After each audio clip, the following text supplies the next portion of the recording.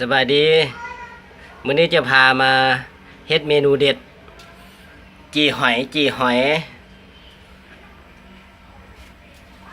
ซึ่งส่วนประกอบของเรามีมื้อนี้ก็คือ1น้ำปลานี่น้ำปลาเพราะว่าจะเป็นน้ำปลาใดก็ได้น้ำปลา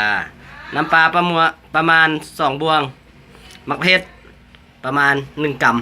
ำเกลือเป็นนัวประมาณ1บวงมะนาว1หน่วยน้ำตาลประมาณ2บวงแล้วก็มีหัวผักบัวน้อยประมาณ2หัวแล้วก็มีหัวกระเทียมจากนั้นเราจะมาตำเจียวเพื่อจะไปจี้หอยว่ามันสิแซ่บสำใดมะเขือเทศลงเลยเกลือเป็นนัวลงเลยหัวผักบัวกระเทียมซอยลงเลย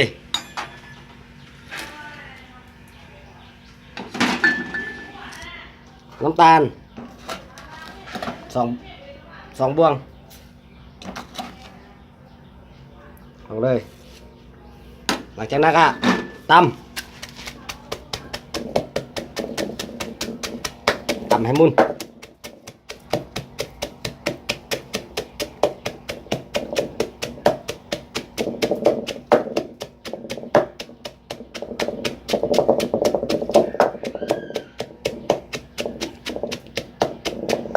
หลังจากตำแล้วเราก็จะเอาน้ำปลามาใส่ที่สูตรเด็ดในมื้อนี้ก็คือไข่เป็ด2หน่วยหลังจากตำแจ่วแล้วจะเอาให้เบิ่งอีกชนึงตำไปเรื่อยๆ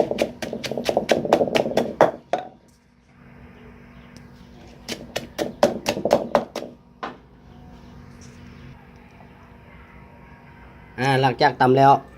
เราก็จะเอามาใส่ถ้วย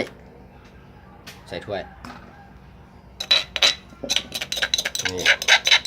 โอ้แจ่วกับเป็นตาหน้าแซ่บคือสิรสชาติเจิดจ้านี่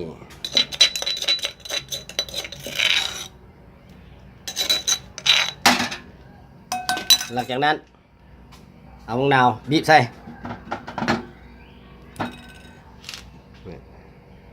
บีบเลย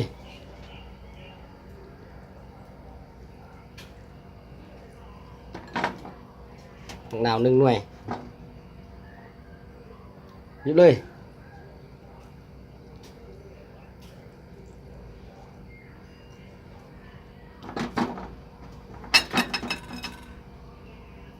โอ้รสชาติน่าแซ่บอีหลีรสชาติก็เจิดจ้าแซ่บอีหลีหลังจากนั้นนำน้ำปลาทอกลงเลยหลังจากนั้นไข่มันจะได้ละบอกได้ละไข่ลงเลยได้มาด้วยใจต้องช่วยดูมื้อนี้มีพ่อครัวน้อยมานำนี่พ่อครัวน้อยหน้าเปื้อนจะไปกินยังมาทุบลงไปไข่2หน่วย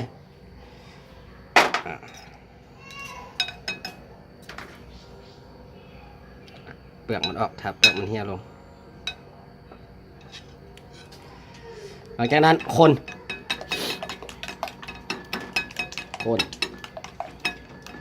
ให้ไข่กับเจียวเข้ากันเบิกแต่น้ำเจียวก็ยังส่งแซ่บละเดี๋ยวสิพาไปจี้ให้เบิ่ง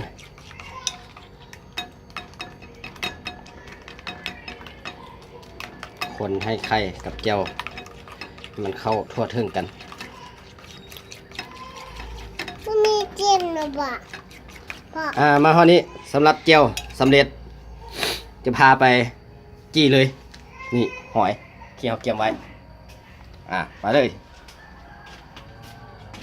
เตาไฟเราได้ดังไว้ละเรียบร้อยนี่ตะนางวางใส่เลย กลับไปเอาเจียวกัน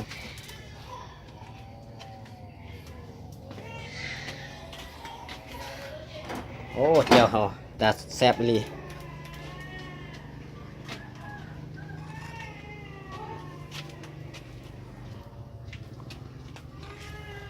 แต่แซ่บอีหลีเจียวเขานี่เอามาใกล้ๆเตาไฟหลังจากนั้นนำหอยที่ล้างสะอาดยองลงไปยองลงไป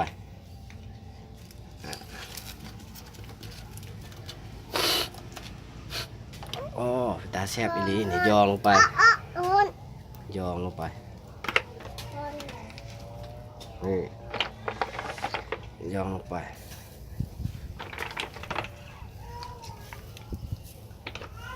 โบโบมาตัดน่ะโบโบมาตัดน่ะ นี่หลังจากนั้นนำเจียวโรยเฉลยนี่โรยเฉลยหยอดเฉลย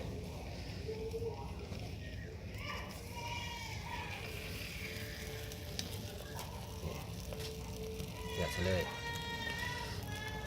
เจ้าเหนียวเจ็บหนู นี่ โบเจ้าเหนียวเจ็บหนูเนาะ เฮ้ยมีครอบครัวน้อยมาช่วยมันครอบครัวน้อยนี่ซ่อขนาดเลยนี่หยอดลงไป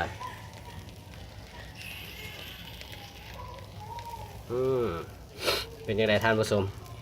เป็นตาทรงแซ่บบ่โอ้สำหรับข้าพเจ้าว่าสุดยอดแล้วนี่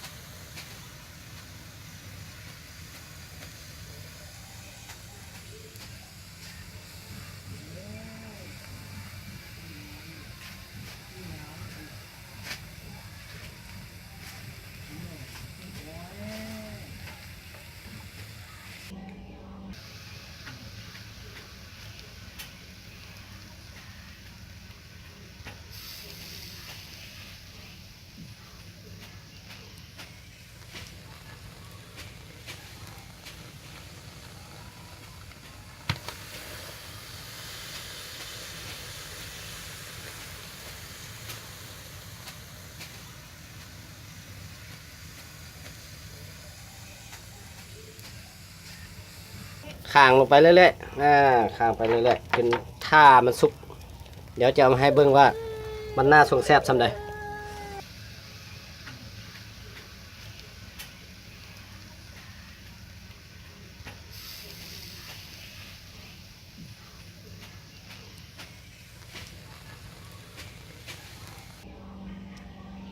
มาเบิ่งตัวที่มันสุกเบิ่งสีสันของมันโอ้เป็นตาหน้าแซ่บอีหลีนี่การจัดจานถ้าผู้ใดสนใจก็คอมเมนต์เข้ามาใต้คลิปได้มื้อหน้าจะมาเฮ็ดให้กินลองเบิ่งชิมเบิ่งรสชาติจะแซ่บส่ำใด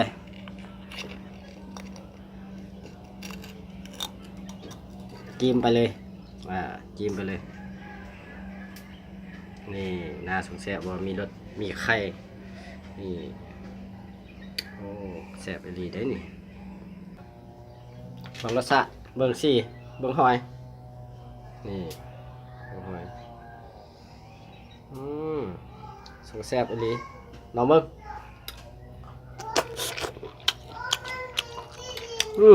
สะอื้อถ้าผู้ใดสนใจลองคอมเมนต์มาแล้วจะให้ได้กินมาแนะนำวิธีใหม่ๆเบิ่งตอนท้ายอันนี้กำลังจี้เบิ่งรสชาติเมื่อกี้นี่แซ่บอีหลีและกลิ่นหอมของไข่และกลิ่นหัวกระเทียมอีกทีนึงถ้าผู้ใดสนใจคอมเมนต์ลงมาใต้คลิปเลยมื้อหน้าจะมาเฮ็ดให้กินมื้อนี้ขอจบวิธีการจี้หอย ไว้เพียงซ้ำนี้